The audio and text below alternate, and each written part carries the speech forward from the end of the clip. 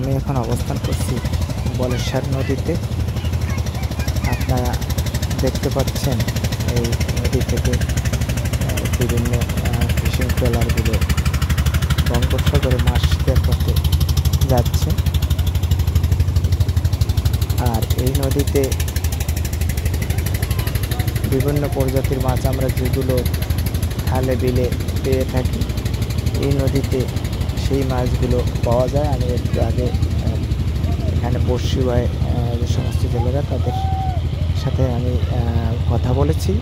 তারা জানিয়েছে যে আসলে এই কচুরিপানার ভিতরে শোল, টাকি, বিভিন্ন প্রজাতির মাছ রয়েছে, সেই মাছগুলো তারা শিকার করতেছে। আমি এই বলেশ্বর নদী হয়ে সুন্দরবনের উদ্দেশ্যে কিছুক্ষণের ভিতরে যাত্রা করব। আগামীকালকে আপনাদেরকে সুন্দরবনের দৃশ্য দেখাবার চেষ্টা করব।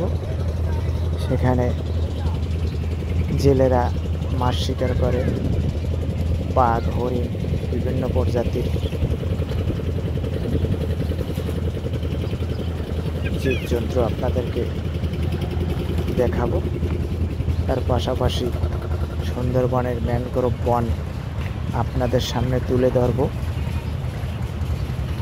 এবং সুন্দরবনের জৈব বৈচিত্র্য যাতে আমরা আপনাদেরকে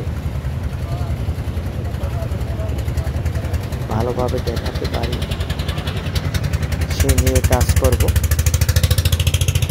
অবশ্যই আপনারা আমার পেজ এবং ইউটিউব ফলো এবং সাবস্ক্রাইব করবেন, আমাকে সাপোর্ট করবেন। আমিও আপনাদের ভালো কিছু দিতে